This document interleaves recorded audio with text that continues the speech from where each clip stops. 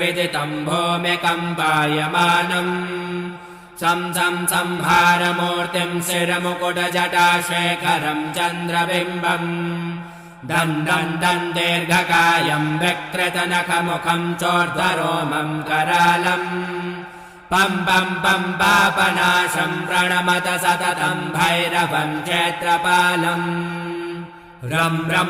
रक्तवर्णं कटिकटिततनुं त्रेक्षरष्ट्राकरालम् घं घोषघोषं घघघघघटितं घर्जरं घोरनादम् कङ्कालपाशं धृग्धृग्धृडितं ज्वालितं कामदाहम्